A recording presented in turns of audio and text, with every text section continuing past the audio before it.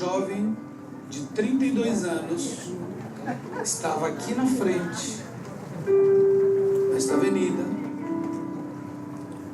com o meu rosto no asfalto, de joelhos, numa marcha profética, milhares clamando no Clama Brasil, Paz para o Rio, pedindo desde Copacabana que Jesus fizesse uma transformação no Rio de Janeiro.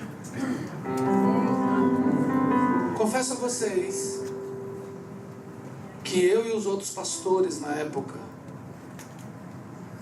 fazendo esse ato profético, chorando, pedindo que o Senhor lavasse pelas águas do Espírito o estado do Rio.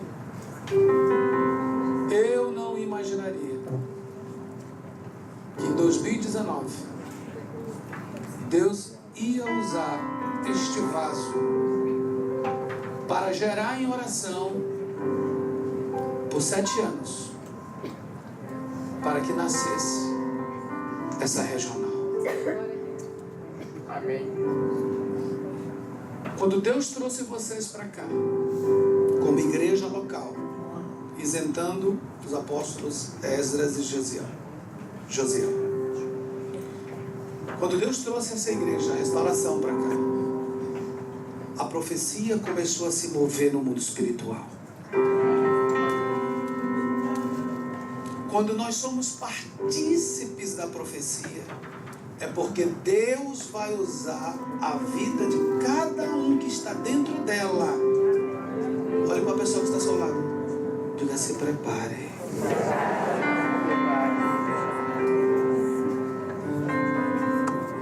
A regional Zona Sul, das 8 regionais que nós temos no Rio de Janeiro, ela foi a última a nascer. Você imagina o tamanho da guerra? Você acha que Satanás está contente conosco? Claro que não. Você acha que o inferno está em festa? Diga: eu sou resultado de profecia. Diga: para eu estar aqui, desceram lágrimas. Diga: eu sou resultado das lágrimas dos profetas. Amém.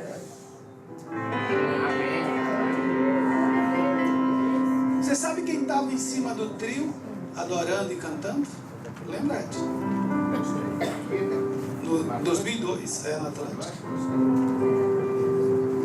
Ludmilla. Você estava, né? Ah, era tu? Ah, desculpa, aquela pedrada foi eu que joguei, desculpa. Tô brincando. E nós estávamos ali. Quem estava nesse dia, em 2002? Olha aí, ó. Olha os profetas aí, ó. Olha os profetas e as profetisas que derramaram lá. E hoje nasce a regional. Não é somente um culto. Milhares de pessoas que hoje estão perdidas serão alcançadas pelas lágrimas que você vai derramar hoje à noite. Amém. A transformação da Zona Sul do Rio de Janeiro começa hoje. Deus hoje, neste lugar, vai trabalhar cada flecha polida aqui. E cada flecha polida aqui será colocada na aljava de Yahvé. E você, será colocado no arco dele. E ele vai te lançar. Leblon, Ipanema, Copacabana, toda essa região chamada Zona Sul do Rio e adjacência. Niterói e São Gonçalo. Bangu. Olha aí, ó. Aonde mais? Pavuna tá aqui? Eu não vou lá, vocês vêm aqui, né? Mas eu vou lá esse ano. Ovelha daqui? Essa, não trouxeram nada pra mim da feirinha da Pavuna? Nem Giló, nem Caqui? Ah, não acredito.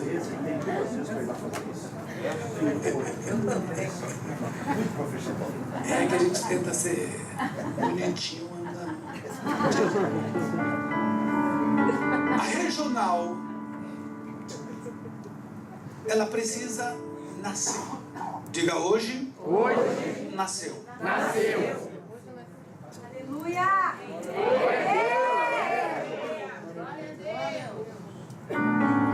Olha, quando nasce,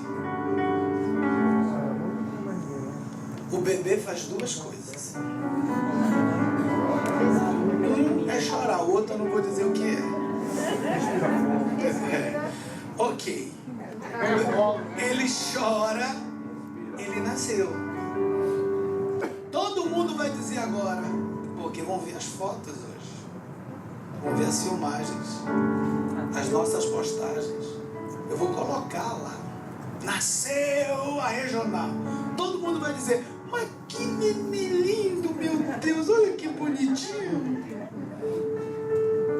Só que a criança vai crescer. Amém. A criança vai crescer. Amém. E ela vai levar o seu tempo de crescimento, de formação.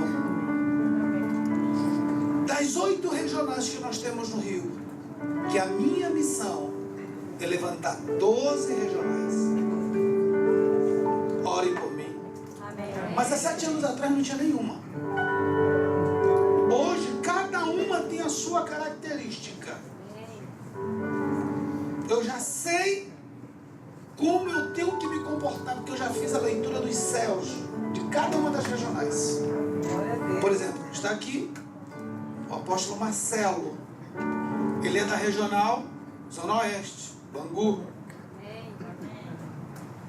E nós temos lá 5 casais, 4 casais de apóstolos que estão na frente. Aqui nós são 3, lá são 4. Eles têm uma característica toda deles lá, extremamente organizados. Mas quando nasceu, eles estavam do mesmo jeito. E agora, como é que a gente faz? A gente faz aqui, a gente faz ali, a gente aluga uma quadra. Será que vai dar público? Será que não vai? Hoje, já tem o que? A regional? 3 anos? 3 anos. Extremamente organizados. E eles, em janeiro, todo mês de janeiro, eles fazem um seminário comigo. Um seminário de 2 dias. E eu vou para lá só para atender a regional deles. Vai acontecer com essa aqui também. Nós vamos ficar aqui um sábado todo, sendo ministrados na presença do Senhor. Vamos nos deliciar. Vai chegar. Tem a regional de Campos. Eu e o Hélio já fomos lá numa visita não muito boa. Fomos fazer um velório. Morreu uma apóstola. Aliás, ela foi para o céu antes do tempo, mas foi. Mas essa regional foi a primeira regional a levantar os 12 apóstolos. A regional da Zona Sul vai levantar 12 apóstolos. Quem pode aí glorificar, dar um aplauso? Um crime de chuva ao Senhor. 12 apóstolos.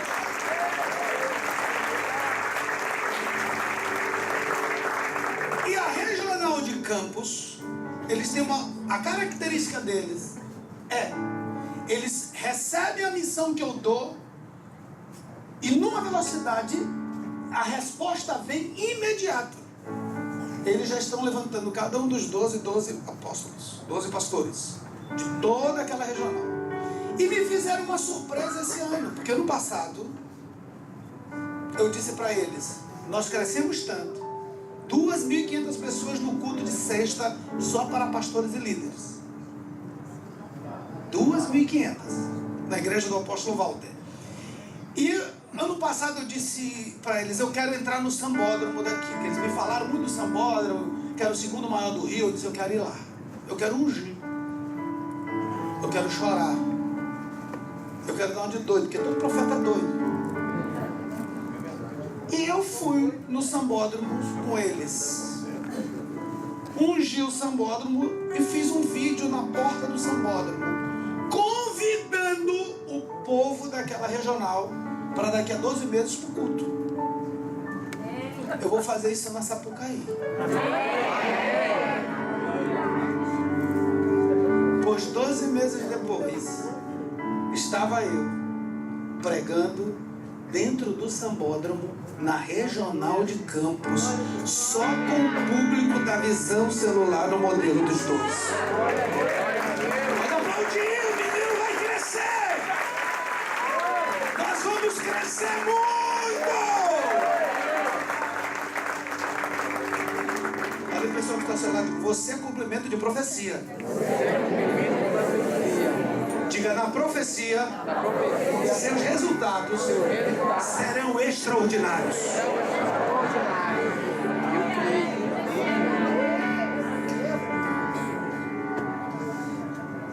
Então cada regional tem sua característica. A regional da Baixada 1, como 1, porque já tem a regional da Baixada 2. O culto é do estádio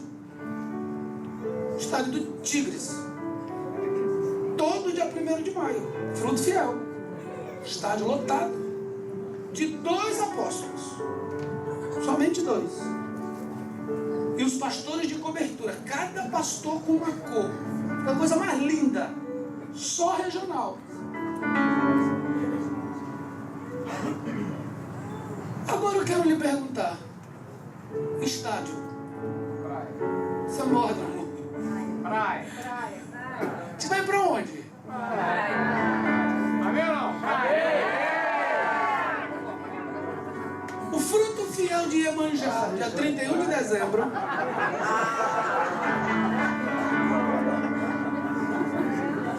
leva todo mundo de branco.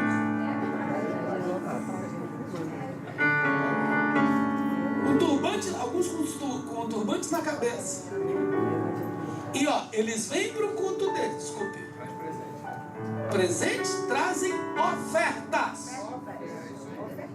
Ouro, prata, pedras preciosas, champanhe, buquê de flores. O marido romântico sabe que não é barato. Não é? Uma flor é cara. Dia Internacional da Mulher. Bate alguém na porta, na vidraça do teu carro. Tio, compra uma flor? Quanto? 20. Uma. E o buquê? Com 25 flores. Tudo isso eles dão para Iemanjá, no Fruto Fiel deles. Nós vamos mudar isso. Amém. Nós vamos mudar isso. Amém. Vai chegar o dia que eu vou olhar assim os 12 apóstolos dessa regional da Zona Sul. Olha o maluco falando. Olha o profeta falando. Glória a Deus. Quem é aquela multidão que vem de preto ali? São milhares. De azul. Quem é aquela multidão de azul? Esse grená, esse vinho aí, quem é? Aqueles de branco assim. Quem é? Tem 12 cores. Aleluia. Se Iemanjá tem uma cor que é branca, e nem dela é, nunca foi, nem será. Nós vamos colocar 12 cores na praia. Glória a Deus. Claro que os homossexuais vão dizer que o arco é deles. O arco e a íris. O arco-íris. Vai dizer que é deles. E o diabo tem uma glória que não é dele. Mas nós vamos fazer uma revolução. E vai ser na nossa geração. E vai ser nos nossos dias. E vai ser nessa força de jovem que nós temos.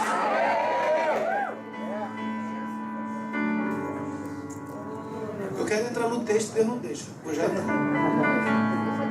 Eu, com 25 anos de idade, não sou tão velho, mas eu tinha 25 anos, tenho 48, 49. E meio. Tá chegando, tá chegando. Vai virar penta. Eu com 25 anos, com 3 anos de convertido, missionário no Peru, cheio de vida.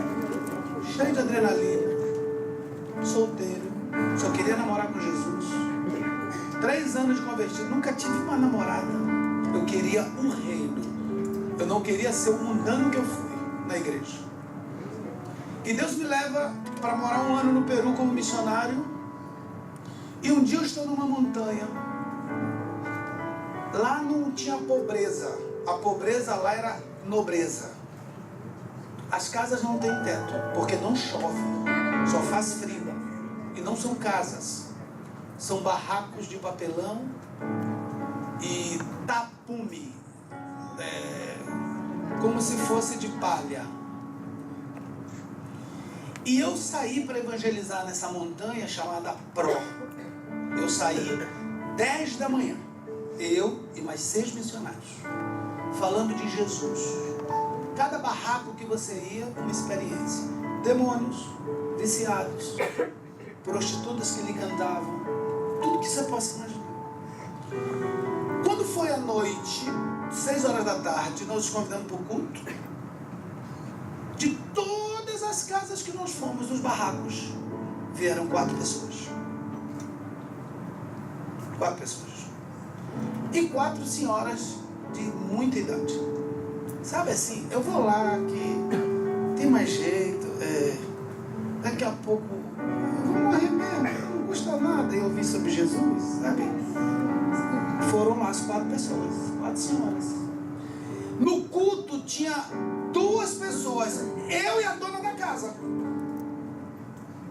A dona da casa tocava pandeiro, só que não o pandeiro que vocês conhecem, é aquele da perna. E ela tocava e cantava, só que ela só sabia uma música.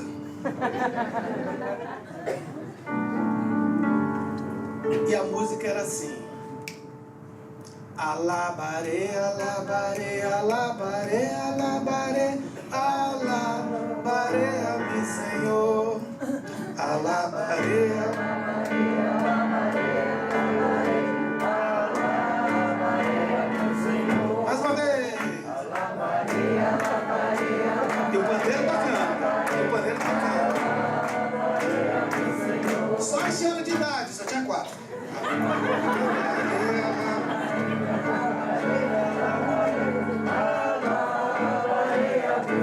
Os homens, era eu.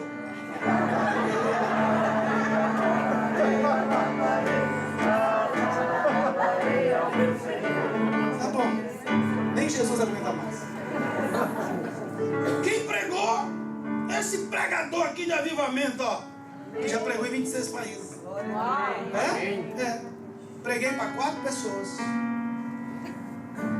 Falei com toda a minha força e revelação sobre Jesus. No final, a mais velha só veio à frente aceitar Jesus. Uma. Milagre. Passei um dia evangelizando. Só veio uma. As outras 3 nem Jesus elas quiseram. O pregador era ruim, que a palavra é ótima, só podia ser o pregador.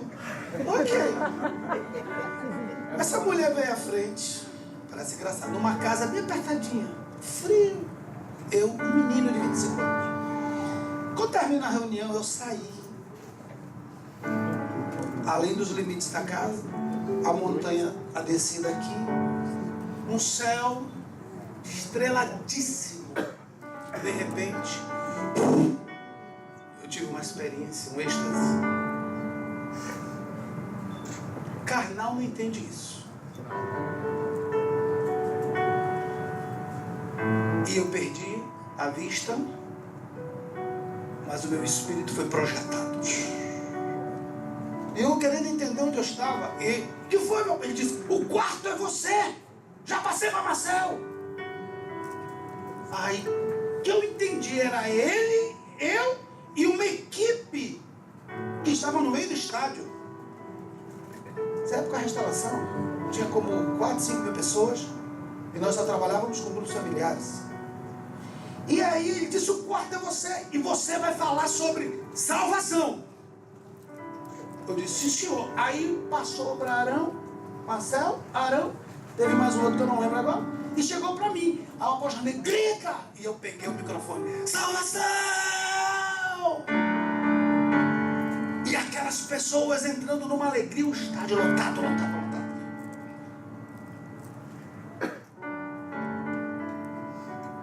Quando eu acabei de gritar, eu passei o microfone para ele passar para outra pessoa, e eu voltei.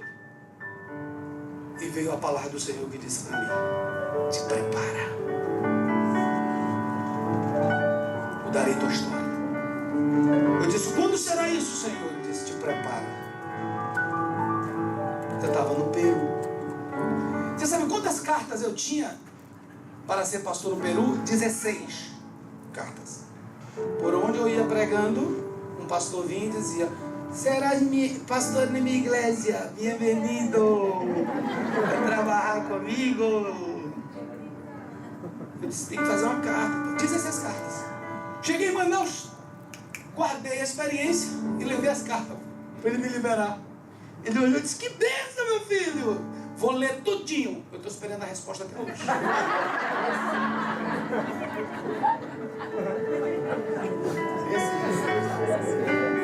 Esse aí.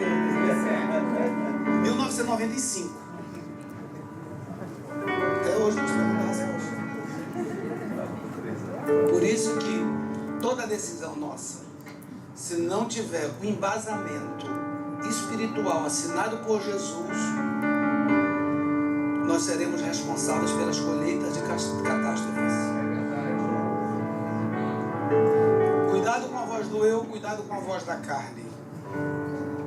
Deixa o Espírito te conduzir. Todas as portas se abrirão. Ok, 95, 96 eu entro no seminário. 97, segundo ano de seminário. 98 eu vou casar. Graças a Deus, 3 anos de noivo. Quando eu fui casar, ele disse: peça a demissão do seu emprego. Eu digo: como? Quem vai casar não pode ficar desempregado. Ele disse: não. A palavra de Deus que eu tenho para você, e você vai fazer uma viagem comigo. Você vai a Bogotá. Fazer o que em Bogotá? Ele disse: lá você vai entender. Fomos a Bogotá. Recebemos o manto. Recebemos a revelação. Recebemos a visão. Eu fiquei 16 dias em Bogotá. Passei por um tiroteio. Eu, Marcel, mais 2 apóstolos. Aprendemos toda a visão. Viemos para o Brasil. Fizemos o primeiro encontro. Eu fui o pregador do primeiro encontro. Dias depois, eu assumo na igreja toda a parte da consolidação e começamos a ser visitados pelo Brasil e pelo mundo. Naquele ano, fizemos o primeiro congresso, foi o ano da nossa unção pastoral, em 98. E aí, meses depois, fizemos um congresso e o apóstolo René diz assim: será no estádio. Lembra da visão? Eu tive a visão em 95. Exatamente 3 anos depois, indo para o 4º ano, o culto foi no estádio. Tinha tanta gente. Nesse ano o apóstolo René desceu de helicóptero, teve que vir parar no meio do estádio, parecia Papai Noel, mas não era. Ele desceu o papai. E aí, quando ele desceu, ele pega o microfone e diz: eu quero meus 12 aqui no meio comigo. Estádio lotado. Tinha mais de 60 mil, você estava lá? Mais de 60 mil pessoas. E quando ele começa, ele diz assim: eu vou fazer uma guerra espiritual. E cada um de vocês vai orar por um princípio. Começa comigo, eu vou orar para Deus limpar os céus, para que haja avivamento hoje à noite. E ele começou a orar. Eu ali no estádio, aquela experiência subindo. Quem é mãe aí? Pronto, você já sabe o que eu estou falando. Eu estava na mesma. Vai nascer o menino. Vai nascer. E vai nascer, e o microfone para o Marcel, que foi para Arão, e eu era o quarto. O apóstolo René passa por mim e diz: olha por salvação. Isso eu já sabia. E eu comecei a gritar: salvação. Do norte, do sul, de longe, de perto, salvação. Ali se cumpriu.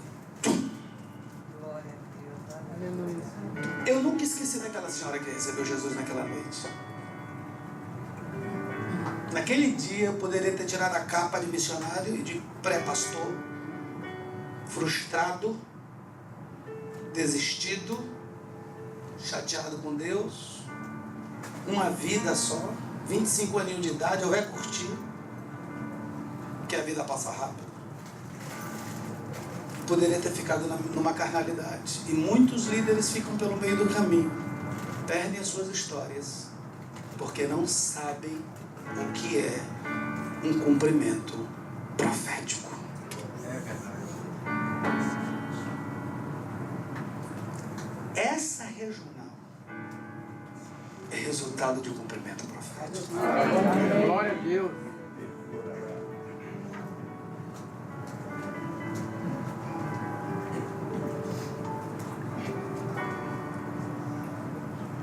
Não me entristece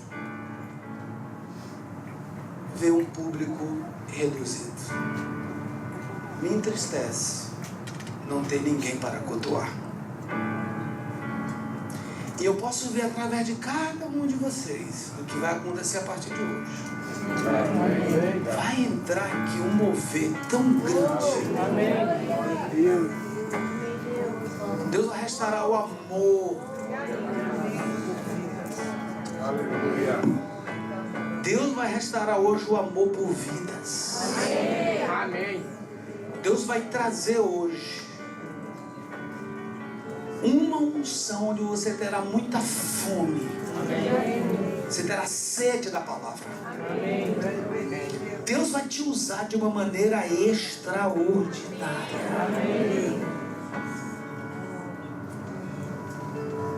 Se prepare. Quando eu vi que eu não ia voltar para o Peru, para minha vontade,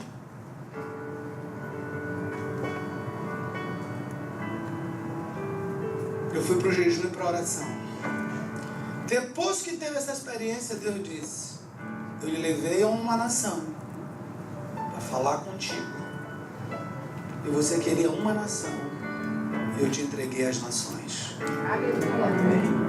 Glória a Deus. A gente briga por tanta coisa pequena. Sabe por quê? Porque não nos conhecemos quem somos em Deus. Às vezes a gente briga porque eu quero ser da intercessão, porque eu quero ser da introdução, porque eu quero ser o secretário e a secretária dos apóstolos, porque eu quero tocar, porque eu quero ser a cantora, ou o cantor, porque eu quero estar na bateria, porque eu quero pregar no encontro, por isso. Aí não faz nada disso. E aí desiste de tudo.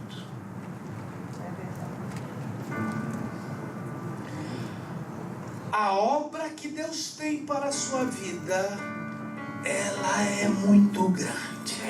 Amém. E nessa introdução, eu quero falar um pouco sobre visão celular, modelo dos 12, um modelo de conquista. Diga: Senhor, obrigado. Por me chamar para a visão M12. Diga: uma visão de conquista. Diga: eu sou conquistador. Diga: não ficarei confundido. Atos capítulo 16. Eu comecei essa palavra com os apóstolos e pastores lá quinta-feira e prometi que ia concluir essa palavra aqui. Atos 16 vai falar de uma história e você conhece bem a história. O versículo 9 de Atos 16 diz assim: à noite sobreveio a Paulo uma visão, na qual um varão macedônio estava em pé e lhe rogava, dizendo: passa a Macedônia e ajuda-nos, socorre-nos. Assim que teve a experiência, a visão, imediatamente. Diga, quando chega a visão, a reação é imediata. Assim que teve a visão, imediatamente procuramos partir para aquele destino, concluindo que Deus nos havia chamado. Concluindo que Deus nos havia chamado. Amém. Para lhes anunciar o Evangelho. Diga, minha chamada. Fale isso com fé. Diga, minha chamada é anunciar o Evangelho. Amém. Ok.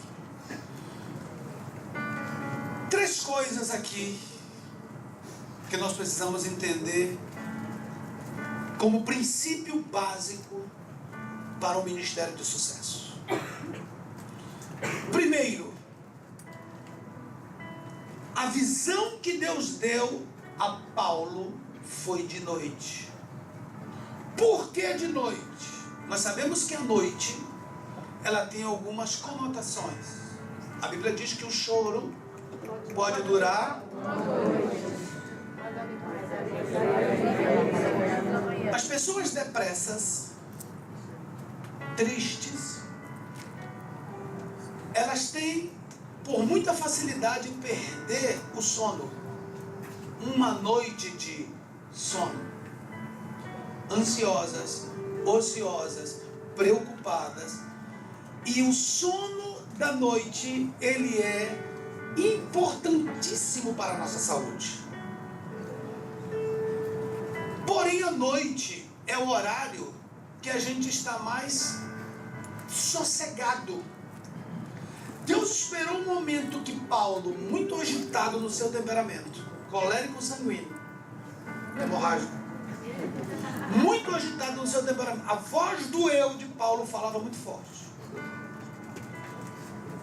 Paulo era poliglota, falava mais de 4 idiomas. Paulo teve 4 universidades. Paulo foi formado aos pés de Gamaliel, teologicamente, o homem mais sábio da sua época. Paulo tinha uma mente privilegiada, ele era um homem nobre, era alguém que investia no seu conhecimento. Então, você falar com uma pessoa com tantos currículos, ou com um currículo tão vasto, tão cheio, tão carregado, tem um momento certo que Deus fala. Diga, eu preciso parar para ouvir a Deus. Deus esperou Paulo descansar de noite e foi e lhe deu uma visão. Escute. Toda a terra pertence ao Senhor.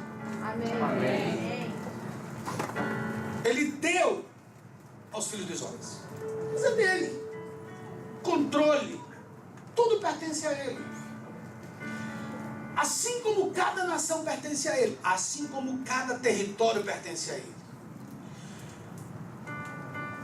O território macedônico na cidade de Filipos era uma área que era totalmente contaminada a partir do mundo espiritual.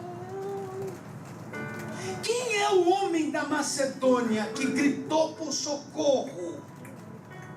Quem? Quem é esse homem que falou com Paulo numa visão? Quem? Deixa eu falar algo interessante aqui que eu não falei lá para os apóstolos. Deus tem a sua forma e maneira de entrar na nossa história. Por exemplo, quem é o homem do deserto que falou com José? Quem? Quem é o homem que olha para José e diz assim: você veio para o território onde os seus irmãos não estão, eu vou lhe colocar no deserto, na rota do sucesso. Siga esta rota.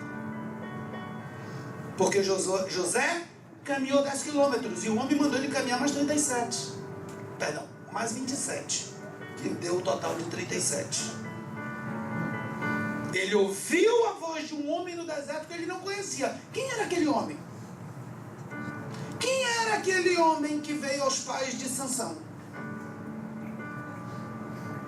Aonde os pais de Sansão perguntaram: como é o teu nome? E ele disse: para que tu perguntas o meu nome se eu sou o maravilhoso? Quem é o maravilhoso? Conselheiro, Deus forte, Pai da eternidade, Príncipe da paz, Emanuel, Deus conosco. Quem é esse? Ele não deu o nome dele, ele disse: eu sou o maravilhoso. Quem é aquele que Gideão está trabalhando? Desculpe, que nem peão no campo, braçal, e vem para debaixo de uma árvore para observar Gideão. Fica olhando para ele. Ficou só olhando. E quando ele fala com Gideão, ele diz: eu tenho uma missão para ti. Gideão diz: eu não me presto. Sou o menor da casa do meu pai. Não tenho qualidade nenhuma, talento algum, nenhum tipo de dom. Não sei cantar, não sei orar, não sei pregar, mal leio a Bíblia. E o anjo olha para ele e diz: é tu mesmo escolhido. Não adianta você se esconder e fugir. Eu vou te usar e você vai libertar Israel da mão dos filisteus. Amém. Diga: Deus é Senhor dos territórios e vai me usar para transformar sociedades. Amém. Então quem é o que falou com José? Quem é o que falou com os pais de Sansão? Quem é o que falou com Gideão?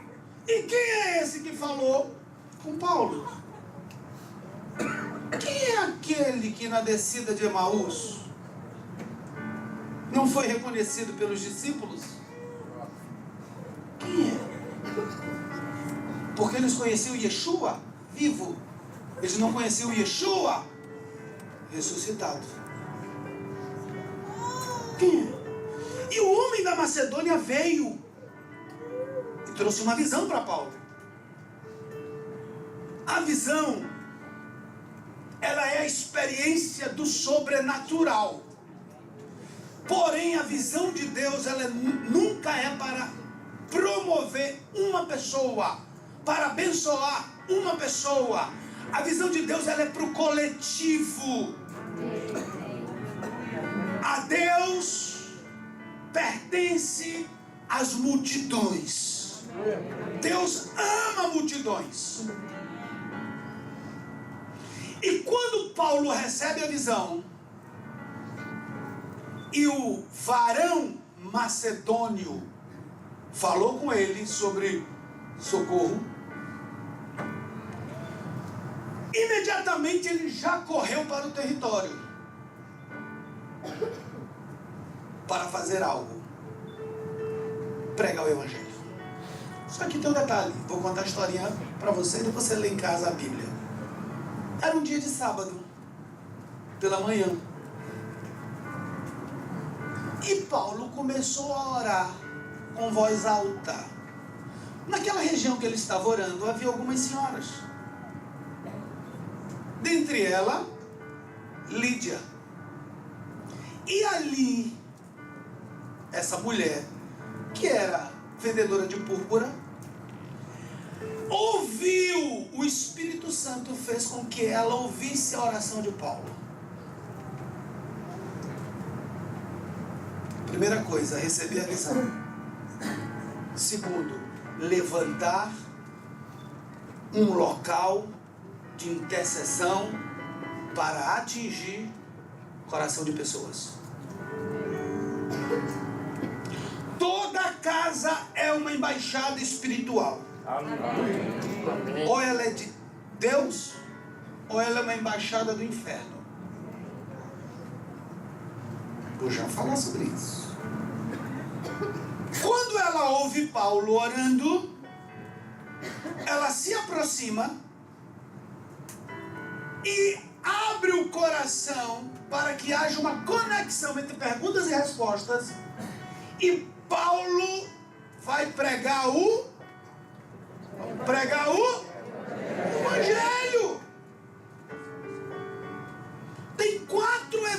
evangelhos falando da mesma pessoa, que é para a gente ler os 4 livros e aprender o que é evangelho para pregar o evangelho. Você está pensando ainda em fazer uma faculdade? Isso é bom. Mas quem disse que só depois da faculdade que você vai pregar o evangelho? O evangelho é hoje. O evangelho é o que Jesus está fazendo na tua vida. Ele te libertou. Ele te salvou. Ele te transformou. Ele te restaurou. E Ele vai fazer de você a pessoa mais poderosa no Espírito Santo. Jesus está vivo!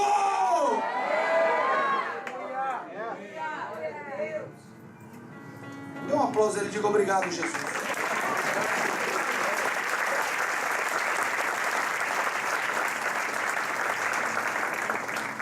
Presta atenção.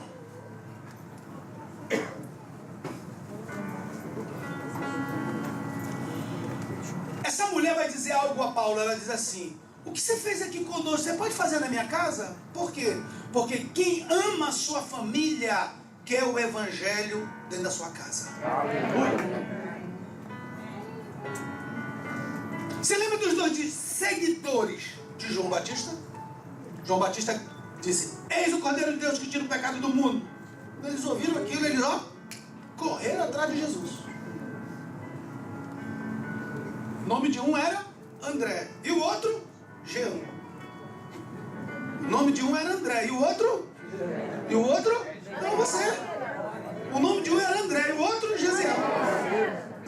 Ela convidou Paulo para dentro da embaixada dela. Escute. As casas no deserto eram de pedra de camelo. A sua tem mármore, tem granito, tem piso, olha, de madeira. Você mora no Rio de Janeiro. Escute, no mundo espiritual, casa é casa, independente do material que ela é construída. O mundo espiritual não reconhece estrutura, o mundo espiritual reconhece pessoas. Pode ser o barraco, como pode ser a pique de uma mansão. O mundo espiritual não olha estrutura, olha pessoas. O diabo não quer a estrutura que você tem como casa. Ele quer teus filhos, ele quer teu marido, ele quer tua esposa, ele quer tua descendência, ele quer sangue.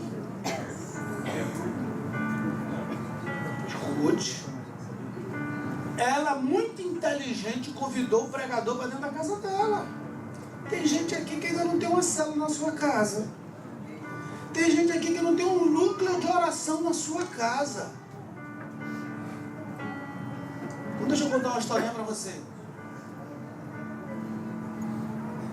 Quem foi aqui do Batuque? Vê se foi só eu que fui macumbeiro, deixa eu ver, aqui no passado. Só foi eu que fui macumbeiro? Isso, pode levantar, não fica com vergonha não, o pregador foi macumbeiro. Já fui, já vim de lá. Rapaz, que bom, né? Só os 4, o resto com vergonha.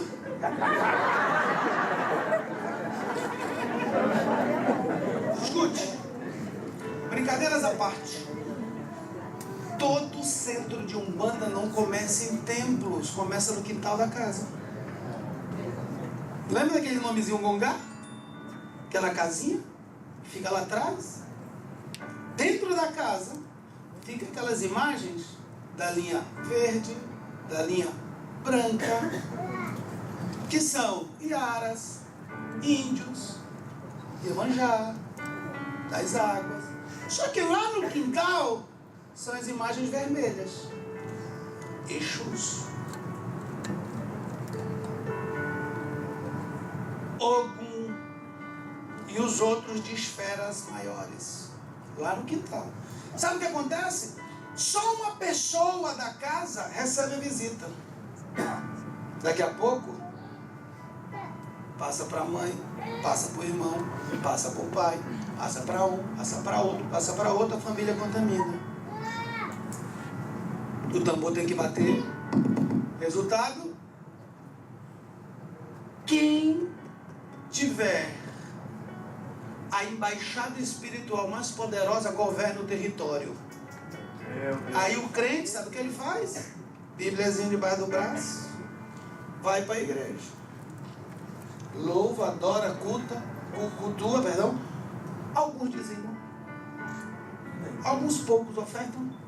E quase nenhum privicia. E volta para casa. E dentro de casa, televisão, internet e alguma comunicação com a família. Mas dentro da casa dele ele não leva avivamento. E o feiticeiro bate o tambor dentro da casa dele. Para cada batida do tambor é uma descida de espírito. É uma entidade que vem. Resultado, Satanás começa a trazer os sinais dentro da casa e as pessoas começam a serem convidadas para dentro daquela casa. E na sua casa, qual é o dia da oração? Ah, não tem. Aí quer me dizer que o índice da sua rua de alcoolismo, de tráfico de droga, o índice na sua rua de prostituição, o índice na sua rua disso e daquilo, a culpa de quem? É do governo? Cada um com a sua culpa. Mas quem governa aquele território ali é o principado que está escravizando todos que moram ali. Agora escute, aqui tem um candomblezeiro, ali tem um macumbeiro, do outro lado tem o espírita, dali na frente tem o idólatra e por trás aqui tem o satanista. Todos eles fazem culto domésticos. O espírita põe lá a mesinha branca, põe um copinho dele com água, segura na mão e começa a chamar entidades. Pessoas que morreram. É assim ou não é? O idólatra coloca as imagens na frente da casa, acende a vela, e aí vem a procissãozinha. Quem é da idolatria tem a imagem na frente da sua casa, eles param e fazem a novena ali. É assim ou não é? De porta em porta, de casa em casa. O satanista, eles se trancam e fazem cultos fechados dentro das casas. São células. Eu estou falando sobre isso. Primeiro veio a visão para um líder de noite. Depois ele saiu para o território para orar. Veio o testemunho. A gente orando e chorando aqui na frente. Depois veio uma mulher que disse: o que tu está orando aí? Estou falando sobre Jesus. O que é isso? Falou de Jesus para ela. Recebeu. Leva isso para minha mãe. Leva isso para o meu pai. Leva isso para os meus filhos. Leva isso para os meus irmãos. Aonde? Na minha casa. Vamos. Entrou na casa. Quando Paulo entrou na casa dela, que veio salvação, ele sai da casa dela. Resultado, vem uma rainha de bateria de escola de samba. Que isso, apóstolo? Está na Bíblia não. Vou já lhe dizer por que a minha interpretação. Veio uma mulher com o espírito de adivinhação. E ela disse para Paulo assim, olha o que ela dizia: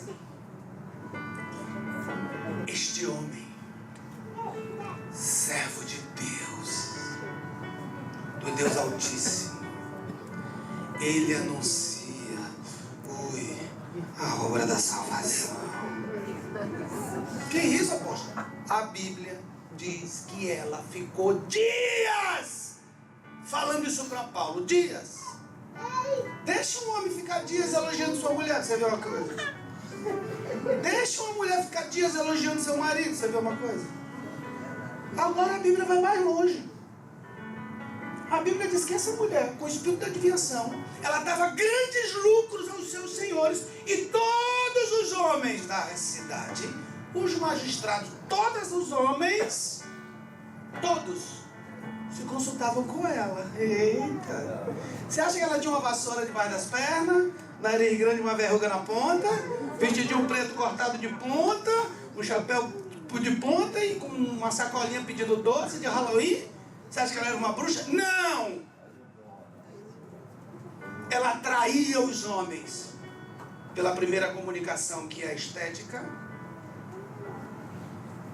porque o homem é pego pelo que vê e mulher pelo que ouve. Ela atraía os homens pela primeira comunicação, que é estética. Segundo, pelo espírito da adivinhação. Dando lucros, gerando lucros. Ok. Quem entendeu, diga amém. Amém. Minha revelação. Sai o apóstolo Paulo de dentro da primeira célula instalada naquela cidade. Quem ele encontra? O principado da Macedônia que estava dentro dela. E o principado não veio com chifre e rabo. O principado não veio com violência. O principado veio com a mesma semente do Éden que saiu da boca da serpente. Enganar um ungido. Enganar um homem, enganar uma mulher que possui uma visão que veio do céu. Quantos líderes enganados pararam de realizar a obra do Evangelho porque a semente das trevas o freou. O líder provado pelos louvores que ele recebe. E ela ficou dias no ouvido dele. Tu é o servo de Deus. Tu é o cara. Rei da cocada. Não conheço um homem eloquente como você. O que mais que ela disse para Paulo? Que a Bíblia não dá detalhes, mas a nossa imaginação vai longe. Apóstolo, está pecando? Então vamos lá. A Bíblia diz que Paulo ficou perturbado. Ele, Paulo, ficou perturbado. Se é um de nós, tinha corrido gente para pedir socorro. Paulo ficou perturbado. Por dias. Vou lhe contar outro para você ficar mais tranquilo. Jesus olhou para os 12 e disse: vocês estiveram comigo na hora das minhas tentações. A carne tenta. A carne não é só fraca. A carne tem o poder de conexão com a tentação. Quem tiver mais forte vence. Se for o seu espírito. Por isso que Paulo diz: orai sem. E quem ora em línguas edifica o. Quem tiver com o espírito fortalecido vai vencer a conexão da carne com a tentação.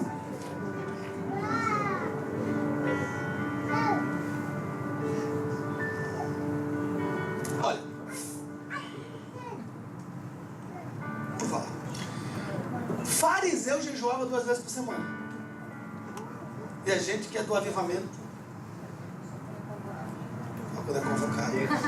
E quando jejua, fariseu jejuava 2 vezes por semana. E Jesus chamou fariseu de sepulcro caiado. Senhor, muda o conceito de mim.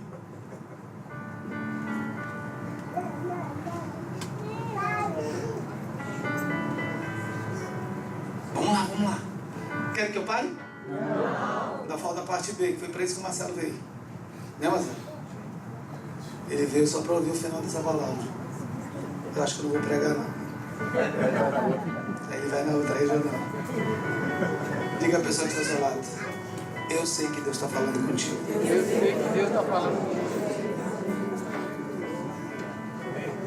Tá ou não tá? Então vamos lá. Escute.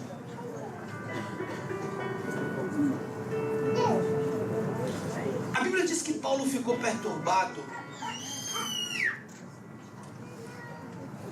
E Paulo, por estar fortalecido no Espírito, entendeu que aquilo era uma semente de engano. Às vezes nós estamos num propósito tão firmes com o Senhor, nós estamos felizes, alegres, com prazer de a casa de Deus, com fome da palavra, com fome de oração, com fome de jejum. Nós estamos tão conectados com as coisas de Deus, a gente sonha com Jesus, a gente sabe que as coisas estão fluindo, as portas começam a se abrir, e aí vem um conselho de um amigo, um conselho de uma amiga, vem alguém que nós encontramos de muito tempo atrás no Facebook, e traz uma semente do mal para nos roubar da conexão com o céu. Quantas pessoas pararam de fazer célula? Quantas pessoas aqui pararam e fecharam suas portas, a porta da sua casa? Quantas pessoas deixaram de ir a uma célula? Quantas? Escute, a igreja cresce pelas células. As 20 maiores igrejas do planeta estão em células. Célula é uma ideia de Deus. E quer que eu lhe diga outro? Eu falei que toda casa é uma embaixada? Uma embaixada? É uma embaixada? Escute o que eu vou lhe dizer. Você é crente em Jesus, você tem conexão com o céu. Ok. Só que na sua rua, a casa consagrada influencia as outras. A consagrada. Consagrada não é só colocar o sangue do cordeiro na porta, tem que comer do cordeiro. Comer do cordeiro é cultuar dentro da casa. E o Senhor disse: mate o cordeiro, coma e divida com o... para que haja uma célula na casa dele. Cordeiro é Jesus. Aí você é crente, pega a sua Bíblia, sai do culto, vai para casa e tá tudo bem. Tá tudo bem o quê? E o feiticeiro? E o idólatra? E o espírita? Que uma vez por semana tá ali. Aí o que acontece? Cada uma dessas religiões, os seus principados se encontram no mundo espiritual. E eles se fortalecem. Sabe o que vai acontecer? Do nada, alguém da sua casa chega com uma notícia: sair do armário. Na casa de crente? Na casa de Beltrano? Eles até cantavam a harpa cristã. Eles sabiam, cantor cristão, Eles sabiam algumas músicas. Como isso foi acontecer? Na casa de crente, alguém começou a usar drogas. Na casa de crente, houve um adultério. Na casa de um crente, houve imoralidade sexual. Na casa de um crente, aí vem a notícia. Porque se isso acontece na casa do ímpio, é normal, é cultural, é coisa da juventude, é atualizado. Na casa do crente, sabe o que acontece? Quando nós estabelecemos nos céus da nossa casa limpeza espiritual, entregamos a autoridade a Jesus, os nossos céus ficam protegidos. Pois a partir de hoje, todo contra-ataque sobre a sua casa cai por terra em nome de Jesus. Quando você sair daqui hoje, você vai levar a autoridade sacerdotal para dentro da sua casa. Você vai estabelecer uma vez por semana um culto de oração dentro da sua casa. Todos os principados que estão unidos no mundo espiritual, que são contra o avivamento do Senhor, vai cair por terra na tua rua, no teu bairro, vai cair por terra na tua região. A tua casa é uma embaixada espiritual do céu. E a glória de Deus vai se revelar e se manifestar ali. Diga, receba essa palavra.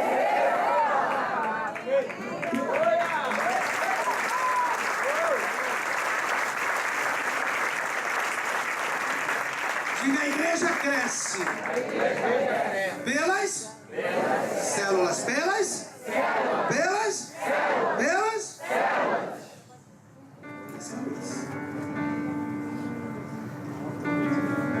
célula é tanto céu que quando o apóstolo Pedro estava preso, veio um anjo, gerou um terremoto, as celas se quebraram, o anjo levou ele pelas ruas e o direcionou à noite, e o anjo ainda teve cuidado: põe tua sandália, põe a capa, vem comigo. E quando chegou na rua da saída chamada à direita, o anjo disse: segue e vai até o final.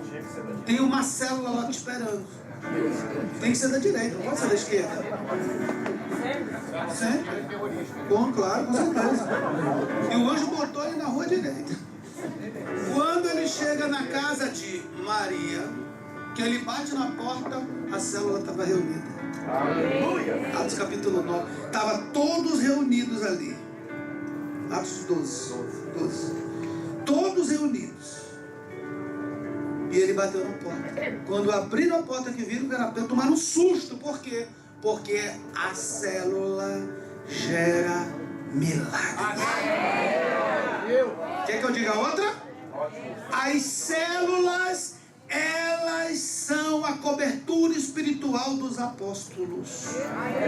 O apóstolo Pedro estava preso e a célula orando por ele. Deus ouviu a voz da célula e soltou um apóstolo que estava preso. Uma célula gerou um terremoto. Uma célula gerou um terremoto. Porque não dá para falar dos detalhes aqui, dos guardas, de quantos guardas, aonde ficava a prisão, para você ver que era impossível como Pedro estava preso.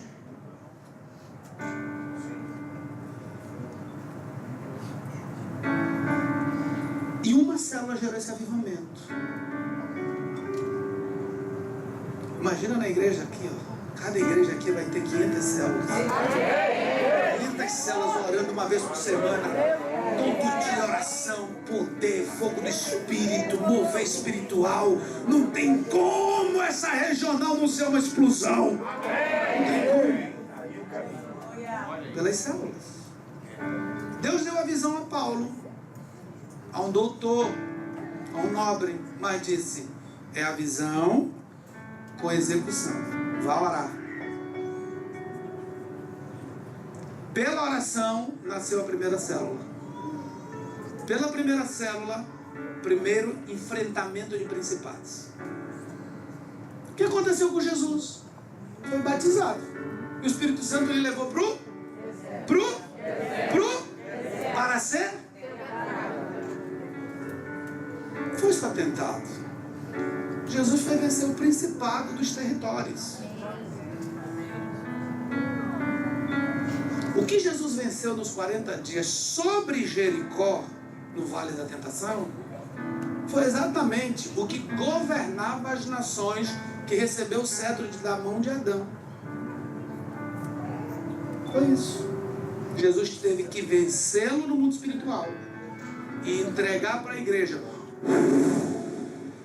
Judeia, Jerusalém, Judeia, Samaria, confins da terra. Amém. Lá eu já venci. Aqui vocês realizam. Amém. Na missão dos 70, eles foram de 2 em 2. Eles não sabiam o que era aquilo. O cego enxerga, o mudo fala, o surdo ouve, o aleijado anda. Jesus disse: não se alegre por isso não. Isso vai acontecer não. Se alegre porque o vosso nome está escrito no livro da vida. Esse evangelho. Agora eu vou lhe responsabilizar. Você é o culpado pelo que acontece na sua rua, de bom e de ruim. E rapaz, diga isso não. O de ruim foi até hoje, porque agora só vai ser coisa boa. Você vai ser o gerador de milagres e de transformação no seu território. Vai dar trabalho? Muito. Tem que trabalhar. Mas começa pela sua casa. Começa pela sua casa. As pessoas, em vez de ir para aquela casa da feitiçaria, para ouvir o espírito do morto, as pessoas vão para a sua casa para receber paz. Amém. Oração. Milagres. Então a igreja cresce pelas células. Mas a igreja se multiplica pelos 12. Essa história aqui eu vou parar aqui, porque depois veio uma outra salvação pela uma outra casa, que foi a do carcereiro, e você já conhece. Mas nós vamos lá para Atos 19. Eu quero ler um texto só com vocês, e eu encerro aqui essa primeira parte. Versículo 5 diz assim, presta atenção.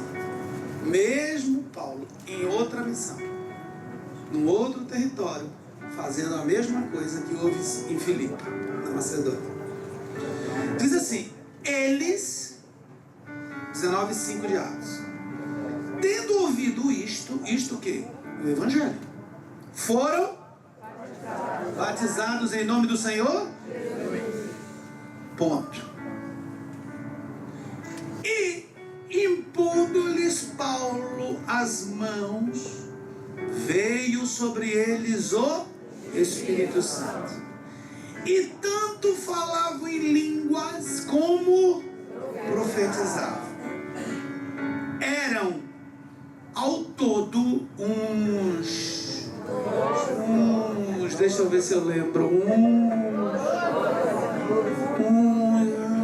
12 homens.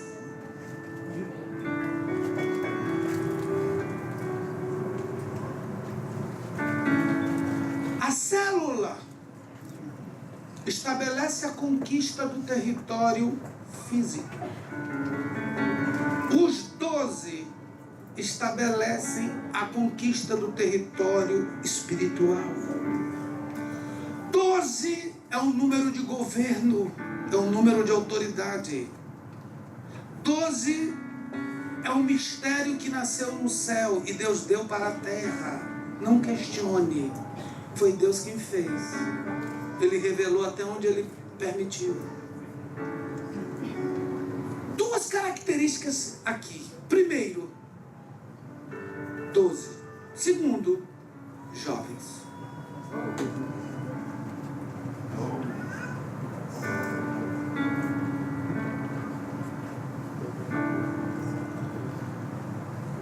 A nova geração precisa conhecer o sobrenatural. A nova geração precisa se apaixonar pelo sobrenatural de Deus. Algo curioso na história, lá na frente, lá no capítulo 5 de Atos, a história de Ananias e Safira, é que Ananias e Safira, eles tinham todas as credenciais de uma família judaica, com todos os princípios estabelecidos no comportamento deles. Família próspera, família de igreja apostólica, família que frequentava em família o culto, o casal estava junto, ele não estava só, ela estava, ele para um lado, ela para o outro, não, eles estavam juntos. Eles tinham todas as credenciais no estilo de vida deles. Mas Satanás falou com eles em algum lugar. Onde foi? Onde foi que Satanás falou com eles? Eles eram crentes, eles eram de igreja de apóstolo. Satanás falou com eles dentro da casa deles. O diabo gosta das casas. Por isso que Deus disse: coloque o sangue do cordeiro na porta da tua casa, porque vem anjo da morte. Satanás falou dentro da casa de Ananias e Safira, falou com eles. Só que tem um detalhe: o que acontece dentro da casa do crente, Deus revela para o seu pastor. E Deus virou fofoqueiro? Não, Deus trabalha com conexão e com revelação. E o altar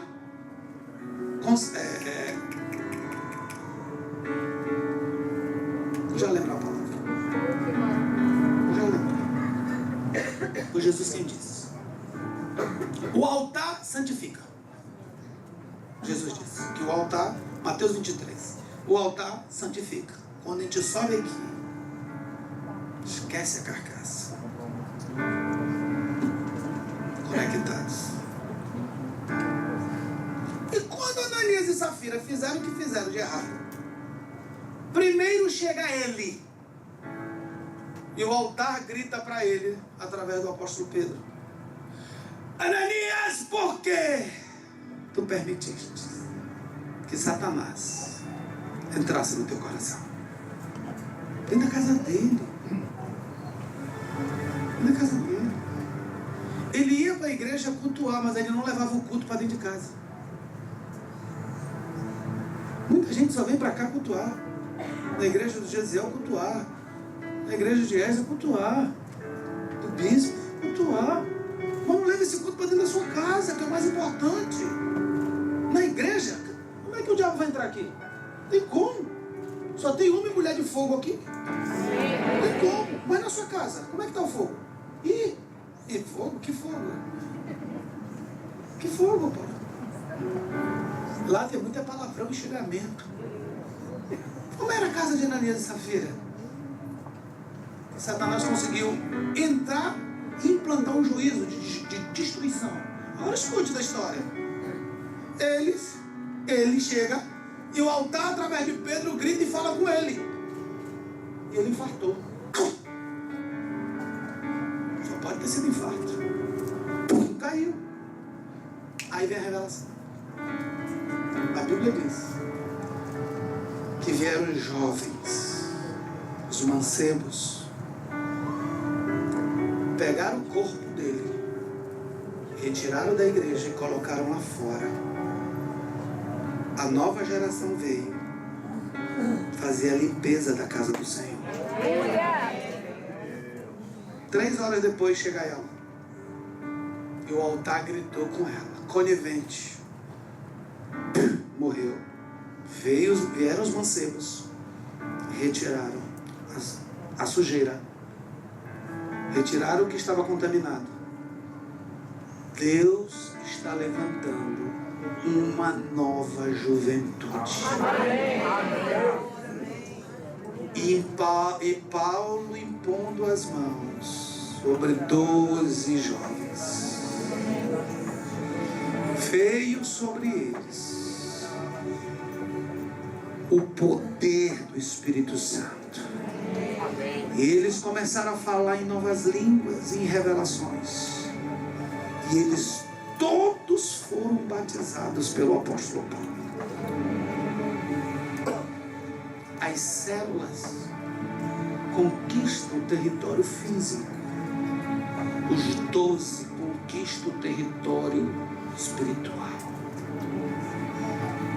Quando Jesus desceu a montanha, Lucas 6, havia muitos seguidores, mas Jesus foi chamando nome por nome. E Jesus os chamou ao número de 12. Para quê?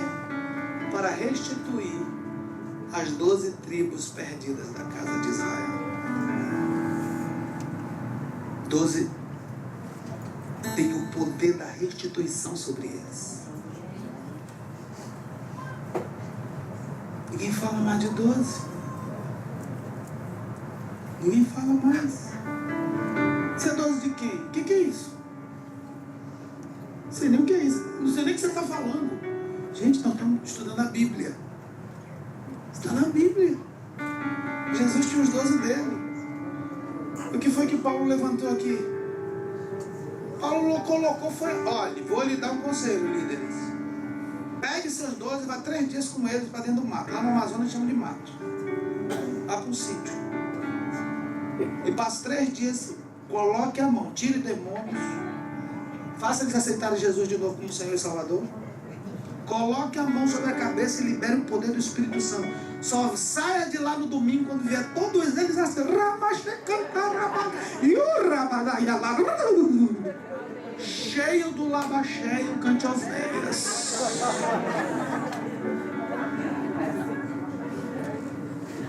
Deixa eles voltarem cheios.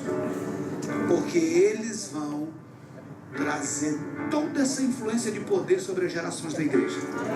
Os 12 governam as gerações. A multiplicação vem pelos 12. Quem é 12 é honrado por Deus, é honrado por Jesus, é honrado pelo Espírito Santo.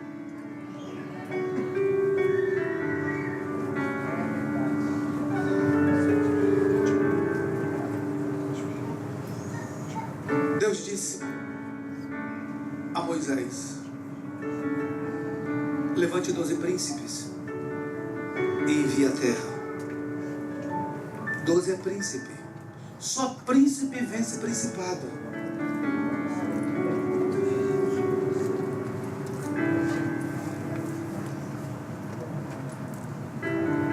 Você é 12 de Jesus. Amém. Mas você precisa ser 12 de um líder. Porque o 12 é o discipulado. Aqui é uma palavra para o coletivo. Mano, com os 12 eu tenho tempo de comunhão. 12 é sentar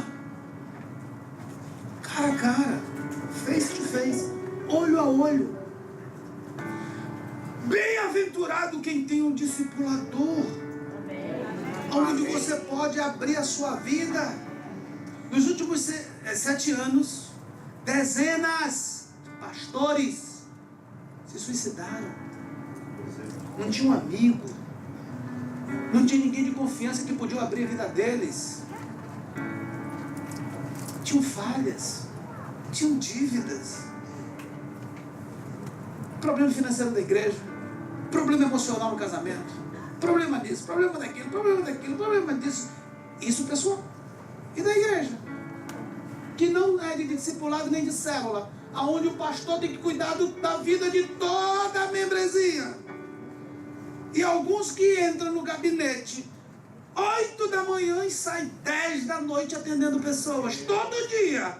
E de cada um, 1 hora, 1 hora e meia, 2 horas, cada um problema diferente. Nós somos da igreja celular. Aonde nessas igrejas a leitura é que ele tem que pregar, ele tem que cuidar do rebanho, ele tem que evangelizar, ele e a família dele tem que... E não pode tirar férias, é proibido para ir de cinema, praia, se for para praia vai para o inferno. Ele que administra, ele que dê conta de pagar luz, aluguel, que dê conta de pagar funcionário, que dê conta disso. Não aguenta! Dezenas e dezenas se suicidaram.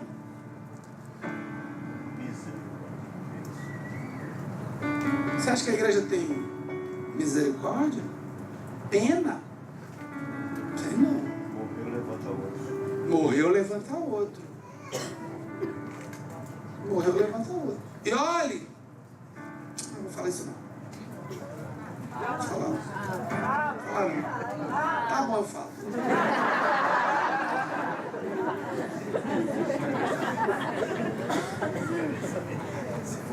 Um chinês. Não, apóstolo, é japonês. Não, é coreano. Bom, você entendeu? Oriental. Casou com um robô. É uma robôa. Entrou numa robôa. Um outro casou com uma boneca inflável. A boneca inflável não pediu o cartão de crédito. Não, isso é a queixa dele. Não é a minha. O nosso meio da Dani eu quebrei. Ela não reclamava o horário que ele chegava, tudo aquilo. E casou. Eu tô falando, gente, casou com a boneca inflável. O senhor tá brincando. Em casa você põe no Google. É. O outro casou com o robô. Escute. Se nós não voltarmos para a Bíblia, na semente da honra às nossas autoridades espirituais, daqui a alguns anos a igreja vai colocar um robô para pregar para ela.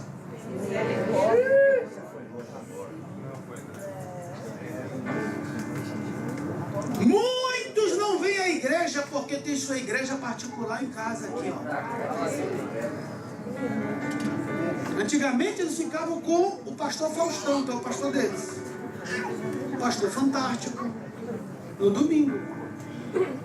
Alguns agora já sentem o culto aqui. Até dizima, porque hoje você pode fazer uma transferência, os que são fiéis, né? Aí ele se torna infiel porque ele dizima na igreja do outro. Eu nem falei dela. Ministério alheio. É. acontece? Nós precisamos voltar para a essência da palavra. Essência do que Jesus deixou. Nos últimos dias, o amor. Deus é amor. O amor de muitos esfriará por causa da influência do iníquo, da grande iniquidade. O espírito do iníquo, do anticristo, já está operando na terra. Ele já opera, muito claro, isso está muito nítido. E a igreja está perdendo a sua visão. Então, o discipulado, ele é uma aliança entre eu e o meu 12. Outra coisa, o seu pastor, o seu líder, você é 12 dele, ou de um pastor, ou de um líder. O seu discipulador, ele tem duas responsabilidades com você.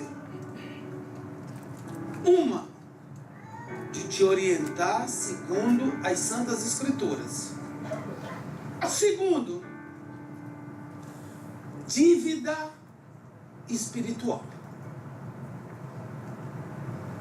Orar por você, jejuar por você,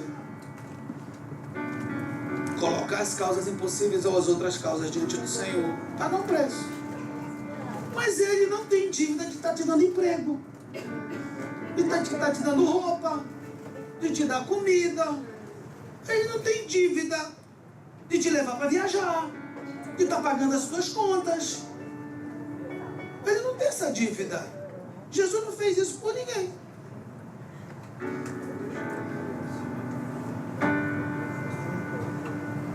Por que ficou a linguagem no discipulado de meu filho, meu pai?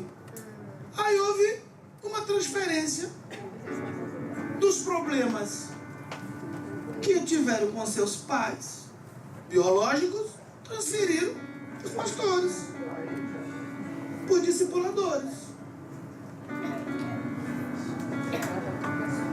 Resultado: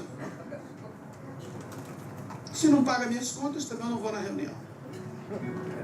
Se não me dá um emprego, se não faz isso, se não faz aquilo, a única dívida que ele tem com você é a dívida espiritual. Orar e pagar um preço de oração e de jejum por você. Isso tem que voltar. A base do ensino, como foi falado há 20 anos atrás. E as pessoas confundiram as coisas. E hoje são frustradas com a visão. Outra coisa, agora eu quero falar para o discipulador. Você tem autoridade para ouvir e para falar as Santas Escrituras. Você não tem autoridade para ouvir e para falar os problemas do discípulo que você ouviu. Muitos se frustraram porque daqui a pouco seus nomes estavam na boca de A, de B, de C e nos corredores de fulano, de ciclano. Como? Se eu só contei com o meu discipulador. É que o discipulador é amigo do amigo, que é amigo do amigo, que uma amiga do amigo, e um confiou no outro, a igreja toda é amigo. Ética zero. Você é discipulado.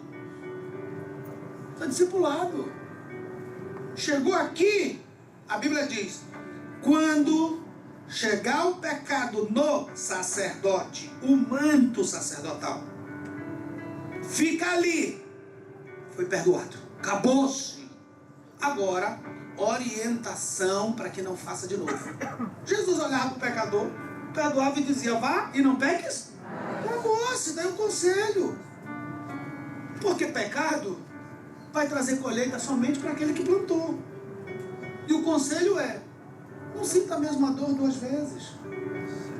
A segunda vez vai doer muito mais. A ponta de uma faca dói, pergunta para Bolsonaro. Agora imagine a faca toda. Dói. E o conselho de um pai espiritual, de uma mãe espiritual é, vai e não peques mais. Ah, mas eu não aguento. Quando eu fui errar, ok. A consequência é sua. Quem está gostando, diga amém. Amém. Você vai sair daqui hoje discipulador. Você vai sair daqui hoje convencido pelo Espírito que você foi levantado para orientar vidas para o céu. Deus vai lhe dar sabedoria a partir de hoje, inteligência e revelação na palavra. E as pessoas vão ter prazer de estar perto de você, sendo orientadas por você. Sabe por quê? Porque você vai cumprir cabalmente a sua missão na terra como sacerdote e sacerdotisa que foi preparado pelo Senhor para viver essa geração e para encaminhar uma multidão para as fileiras do céu. Deus está dentro de você. Diga isso para a pessoa que está ao seu lado. Deus está dentro de você.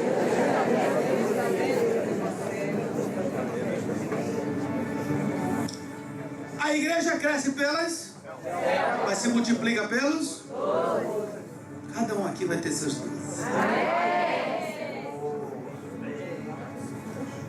Hoje você vai chegar em casa e vai colocar 12 nomes no papel. Mas esse aqui ainda está no vício do álcool. Esse aqui ainda está no vício da cocaína. Esse aqui já está no segundo casamento. Coloque lá o nome, não tem problema não. Glória. Sabe por quê? Quem deu para Jesus os nomes foi o Pai. Jesus desceu e foi dizendo: é tu, e deu por nome cada um deles. E Jesus os chamou de 12, Jesus os chamou de apóstolos e Jesus os chamou de discípulos. Vou contar um segredo para vocês. Você vai prometer que não vai contar para ninguém, tá bom? Amém? Ok? Jesus ungiu eles 12 e sabe quantas vidas eles tinham ganho para o reino? Nenhuma. Sabe quantas células eles tinham? Bem jovens. Você sabe que idade tinha o líder deles? Dos 12? 30. Entre 30 e 31. Logo no início. Menino. Eu que sou um menino, tenho 48.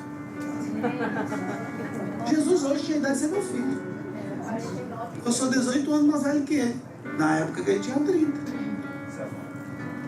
Sabe o que eu fiz agora, Gisel? Apóstolo Gisel. Aqui, ó. Eu vou lhe mostrar, porque Deus está falando com as pessoas aqui. Eu vou lhe mostrar. Eu espero que a bateria aguente. E eu encerro aqui, tá, queridos? Senão não vai ter outra regional e eu tenho coisas para falar ainda. Tá aqui, lista de oração. Lista de oração. Ora, desviado, responde. Fosse lista do mal, tu faria. Lista de oração. Ó, eu apertei errado. Aqui. Gisele, eu pedi que todos os jovens da minha igreja, de 30 anos até os 14. Chamei todos os jovens. 14 aos 30. Mandei eles colocar o nome deles aqui. Agora, não, tu não vai ler nome por nome, porque tem um monte, tem uma multidão. Eu quero que você leia o que está escrito em cima. Lista de oração. Lista de oração. Eles estão debaixo dos meus joelhos. Por onde esses meninos andam? Quando não estão na igreja? O que esses meninos fazem quando estão numa tela de computador? O que esses meninos fazem quando estão sozinhos no quarto com controle remoto? Nem quero saber. Deus disse: ore pela nova geração. Coloquei a lista aqui, por onde eu vou, eu oro nome por nome. Sabe o que vai nascer aqui? 12. 12. 12.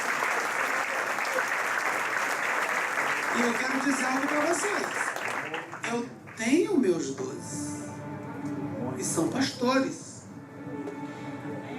E assim como em toda a igreja, alguns já aposentaram na unção.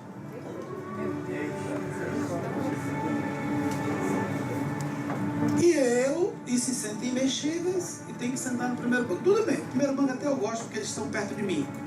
Não tem problema, mas alguns andam comigo há 20 anos.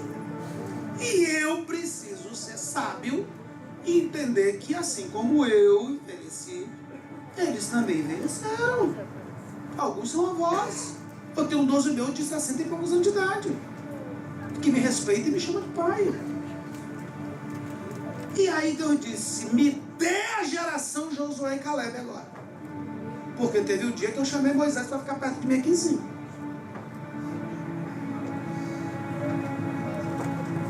Eu espero que vocês tenham entendido.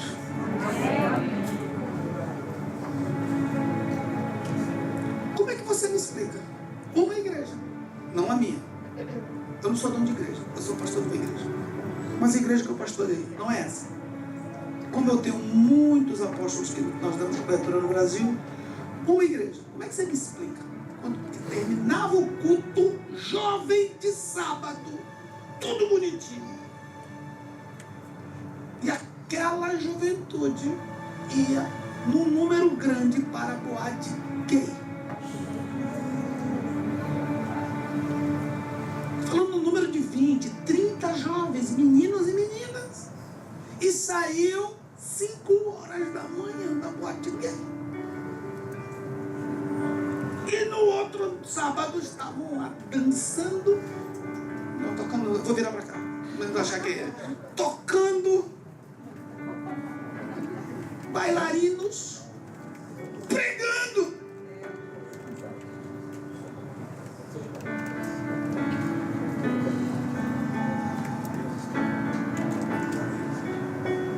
Como é que estão os jovens da tua igreja? Como? Que Deus tenha misericórdia. E Deus disse, faça a lista, meu filho. Ore por eles. Eu ouço a sua voz. E Deus disse, esse é o primeiro passo. Depois vem o segundo.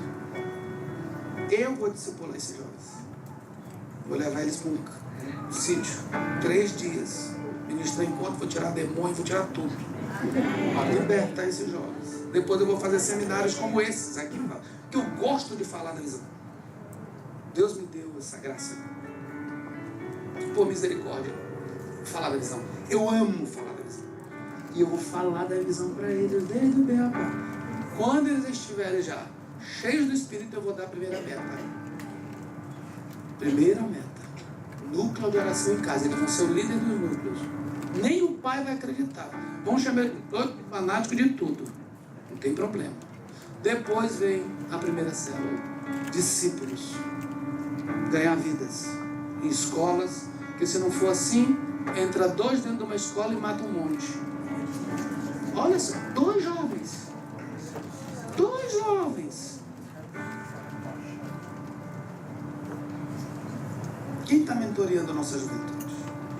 Essa regional nasceu para mudar a Zona Sul, São Gonçalo, Niterói, Bangu, para mudar o Rio de Janeiro. Sabe onde vai começar?